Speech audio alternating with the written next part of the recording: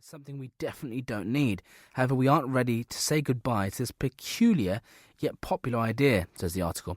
So it's a very interesting one. I mean, we've talked about how the various different sectors are under immense amount of pressure.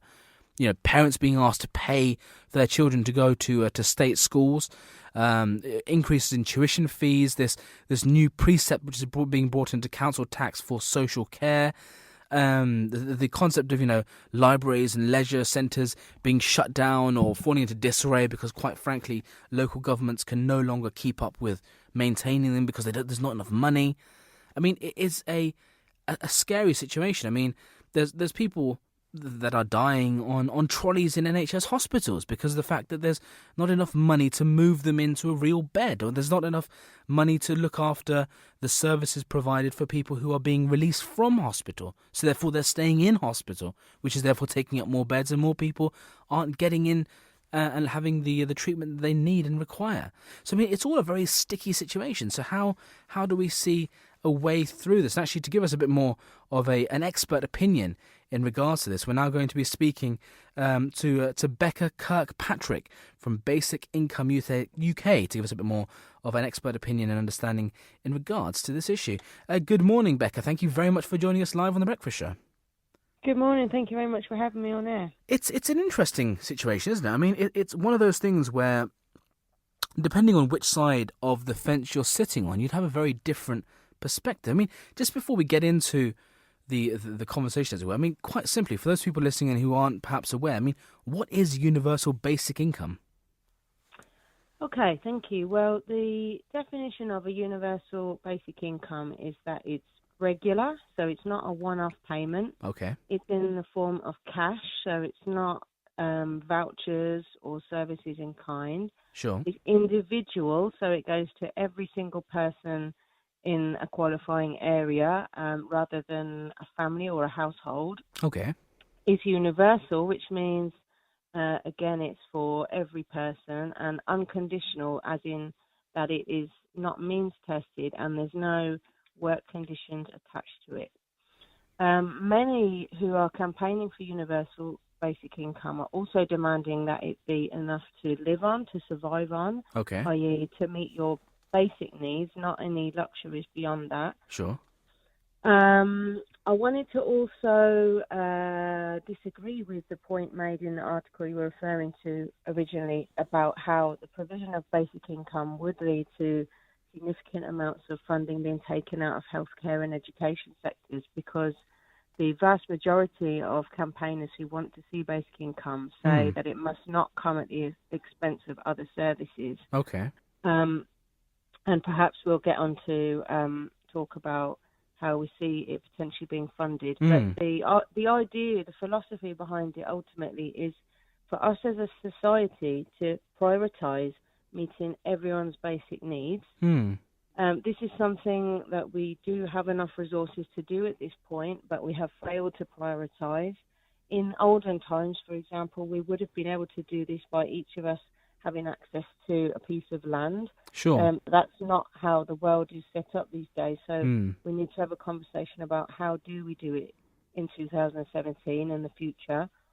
But going back in time, the very first example of something like a basic income actually dates back to the first Muslim caliph, Becca, who granted a guaranteed minimum income of 20 dirhams to each man, woman and child annually. So the philosophy does actually have a very historical pedigree as well. I mean, looking at this, I mean, obviously regarding back to the time of the Caliph Abu Bakr, I mean, that situation is very much in the, I mean, you said quite rightly so that was in a time when people owned land and owned, individual animals and things like that. I mean, looking at it in a modern day society, I mean, poverty is unfortunately one of those things which is, unfortunately, right now, it seems in the modern day structure quite unavoidable, which is a horrific thing to say, looking at how much resource we actually have, and it's just the failure of the redistribution of that. I mean, how can the basic income actually prevent poverty, say, here in the UK? Well, the way that it could help to prevent poverty is by providing a floor for everyone, though which nobody can fall, which the current system doesn't provide. If a basic income was set at equivalent to the defined poverty level, that could help us to prevent poverty. If it was set at less than that, it could still help to reduce poverty.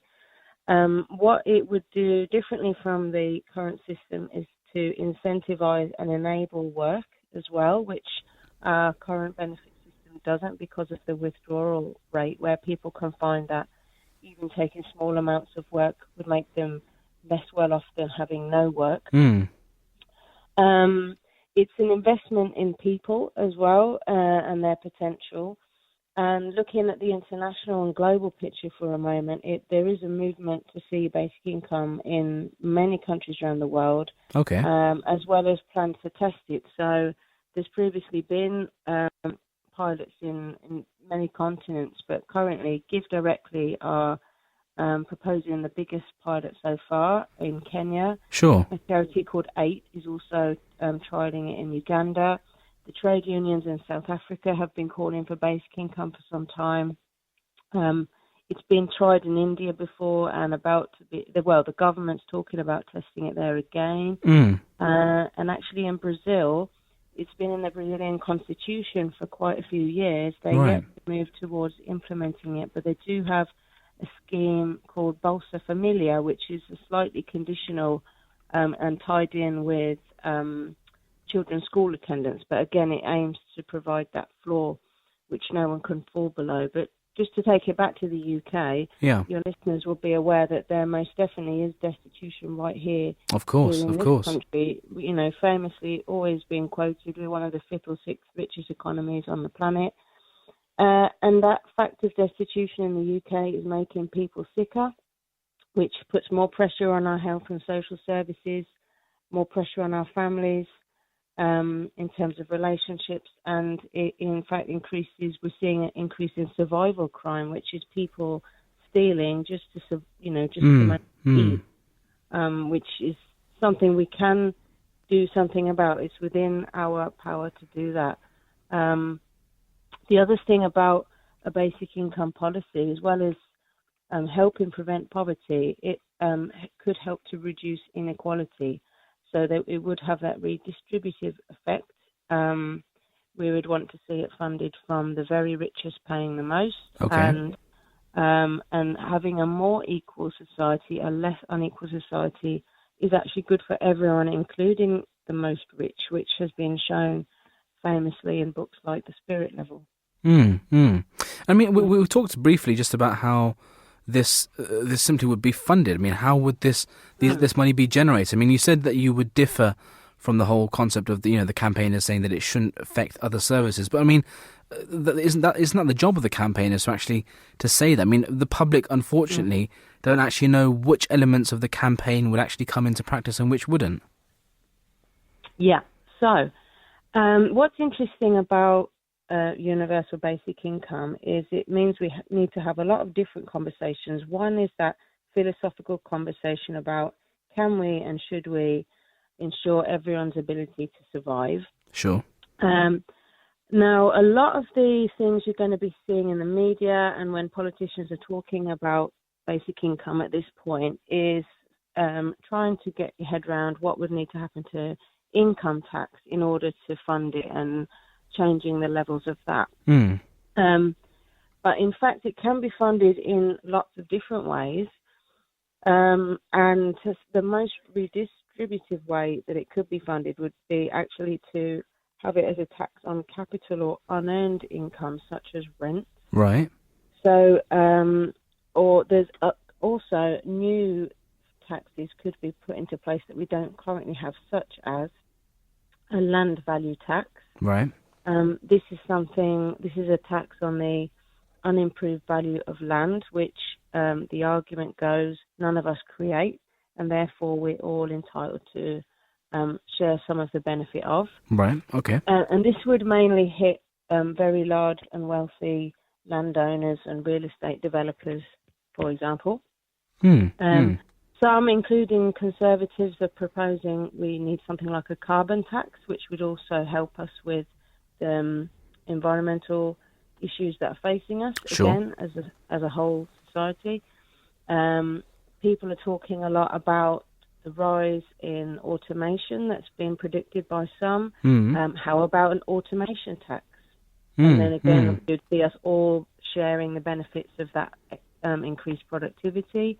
And again, politicians and others have talked about other sorts of dividends that could be created from shared resources. So there's a group in India campaigning that there should be a basic income that's funded out of the gains from mineral resources that are in the ground. So that, again, that's another way of sharing resources that no one can honestly claim a right to be exclusively theirs. Right. And actually, that's interesting. I mean, you talked about the Caliph Abu Bakr earlier on. I mean, actually, this is another tax which actually roots back in Islamic history as well. This this tax coming out from the land itself. I mean, looking at there is an issue which people are asking, saying, does this concept of basic income, because obviously it's not means tested, does it make the rich richer when they actually don't need to be? I mean, surely we should be not giving more money back to the rich and actually doing it as a means tested issue.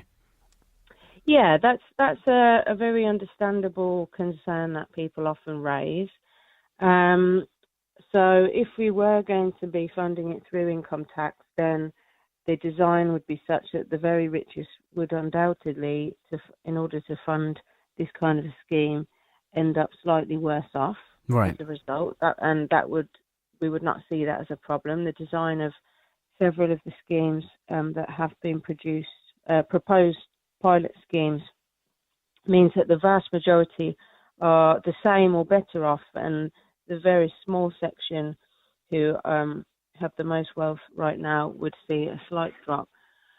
But what we also say is that other policies need to go alongside basic income. No basic income campaigner would say that it's the cure for everything.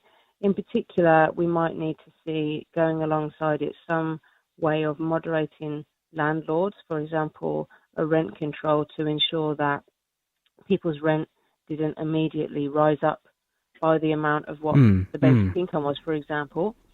One thing that was been found when they tested a basic income scheme out in India, in fact, the people who were most opposed to it in that trial were money lenders. Because it can help people to get out of debt. And obviously the money lenders were not too keen on that idea. Which, of course, is going, which I guess would annoy some of them. Becca, unfortunately, we're coming up to the news right now, but it's an incredibly interesting conversation. I'm sure we're going to be talking about this at a later date as well. So it's an absolute pleasure to have had you on The Breakfast Show, and, of course, a brilliant conversation with you. So thank you very much, Becca Kirkpatrick from Basic Income UK. Thank you very much. Thank you. That was Becca Kirkpatrick talking to us about basic income from Basic Income UK. You're listening to The Breakfast Show on the Voice of Islam Radio. Let us know what you think. Here's the news. The following program